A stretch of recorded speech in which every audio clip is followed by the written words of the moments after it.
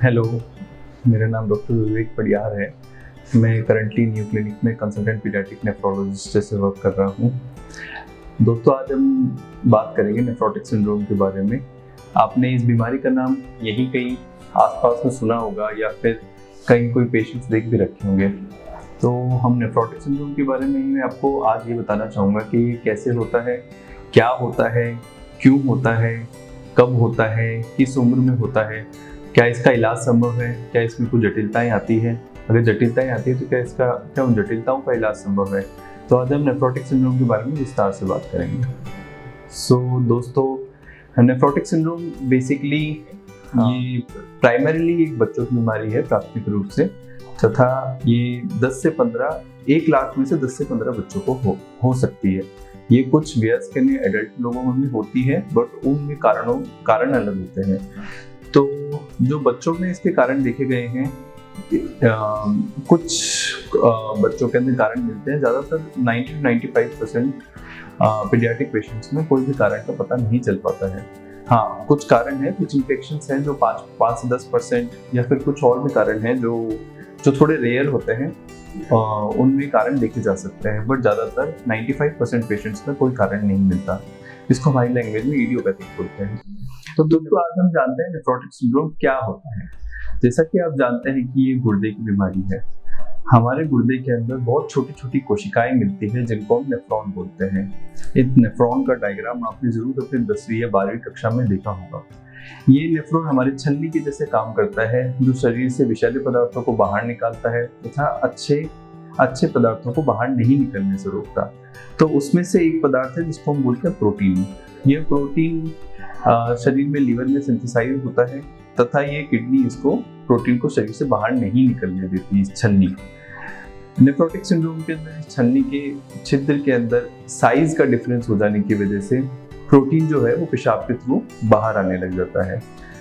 तो nephrotic syndrome basically पेशाब में से प्रोटीन निकलने की बीमारी है। ये बीमारी चूंकि पेशाब में से प्रोटीन निकलता है तो इसमें कई तरह के लक्षण आ सकते हैं। इन लक्षणों की हम बात करें, चूंकि हमारे शरीर में प्रोटीन बहुत सारे काम करता है, उसमें से एक काम होता है प्रोटीन शरीर से जो रक्त वाहिनियों के अंदर का पानी है उनको बाहर जाने से रोकता है ऊतक के अंदर, यानी एक्स्ट्रा सेल्यूलर टिश्यू के अंदर। यह प्रोटीन जो है जब शरीर से पेशाब के थ्रू बाहर आ जाता है तो इस पानी को या इस फ्लूइड को बाहर जाने से रोकने वाला कोई नहीं होता तथा ये फ्लूइड पूरा एक्स्ट्रा सेल्यूलर टिश्यू में चला जाता है, जिसकी वजह से शरीर में सूजन आ जाती है। तो नेफ्रोटिक सिंड्रोम के बच्चे सबसे ज़्यादातर सूजन के साथ में प्रेजेंट करते हैं। ये सूजन जो है, आपने अपने घर के आसपास में कई बच्चों को देख रखे होंगे जिनको बार बार सूजन आती है। तो अगर सूजन के साथ में आप किसी बच्चे को देख रहे हैं तो उनको हाथों हाथ किसी पीडियाट्रिक नेफ्रोलॉजिस्ट के पास में जरूर से भेजिए। दूसरे इसके अलावा भी इसके कई सारे लक्षण होते हैं, जैसे पेशाब का कम होना, पेशाब का झागदार आना। इसके अलावा इन लक्षणों के अलावा इसमें और भी कई टाइप के लक्षण हो सकते हैं, बट मोटा मोटी ये सूजन के साथ में, कम पेशाब के साथ में, झागदार पेशाब के साथ में इनके साथ प्रेजेंट करता है। दोस्तों, हम इसके बारे में बात करते हैं कि क्या इस बीमारी का इलाज संभव है। तो जी हाँ, इस बीमारी का इलाज संभव है। इस बीमारी का मेन इलाज है स्टेरॉइड्स। तो बट स्टेरॉइड को यूज करने का एक पर्टिकुलर विशिष्ट तरीका है। स्टेरॉइड को यूज करने के बेसिस पर बीमारी को 2 भागों में बांट सकते हैं। एक होते हैं स्टेरॉइड सेंसिटिव, जो लगभग 80 से 85% तक बच्चे होते हैं। दूसरे होते हैं स्टेरॉइड रेजिस्टेंट, जो 10 से 15% बच्चे होते हैं जिनके स्टेरॉइड काम नहीं कर रहा होता। स्टेरॉइड रेजिस्टेंट नेफ्रोटिक सिंड्रोम की आज हम बात नहीं करेंगे, क्योंकि वो एक विशेष प्रकार का टाइप है जिसका इलाज पूरे ढंग से डिफरेंट है। हम स्टेरॉइड सेंसिटिव नेफ्रोटिक सिंड्रोम की बात करेंगे, जो बच्चे आराम से स्टेरॉइड से रिस्पॉन्ड कर जाते हैं। 80 से 85% बच्चे स्टेरॉइड से रिस्पॉन्ड करते हैं। तो स्टेरॉइड देने के एक खास तरीका होता है, उसके लिए आपको अपने डॉक्टर से मिलना होगा।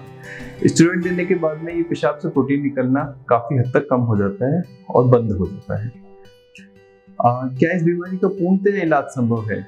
तो इस प्रश्न का उत्तर ये है कि जब बच्चा 14 से 15 साल का होता है तब ये अपनी बीमारी को आउटग्रो कर जाता है। आउटग्रो करने का मतलब है कि लगभग 80 से 85% बच्चों के अंदर 14 से 15 साल होने के बाद में बीमारी नहीं होती है, बट कुछ 15 से 20% बच्चों में ये वयस्क होने पर भी ये रह सकती है। दोस्तों, हम नेफ्रोटिक सिंड्रोम के बारे में काफी कुछ चर्चा कर चुके हैं, तो आगे की चर्चा करते हुए ये बताना चाहूंगा कि इसकी कुछ जटिलताएं भी होती है। इन जटिलताओं से बचने के लिए एक ही तरीका है कि टाइम पे डॉक्टर से कांटेक्ट करें, टाइम पे पीडियाट्रिक नेफ्रोलॉजिस्ट से कांटेक्ट करें, ताकि लंबे समय तक बीमारी नहीं चलती रहे। लंबे समय तक चलती बीमारी काफी हद तक जटिलताएं क्रिएट करती है अगर इलाज नहीं किया जा रहा है तो इसकी जटिलताओं के अंदर कई बार जैसे कई टाइप के इन्फेक्शंस हो जाते हैं, क्योंकि बॉडी में बहुत सारी टाइप की प्रोटीन्स होती है, जैसा कि इम्यूनोग्लोबुलिन्स पाई जाती है। इम्यूनोग्लोबुलिन्स हमारे शरीर में रोग प्रतिरोधक क्षमता क्रिएट करती है। ये एंटीबॉडीज भी प्रोटीन होती है और जब पेशाब में ये भी निकल जाती है तो शरीर कई टाइप के इन्फेक्शंस के लिए प्रोन हो जाता है।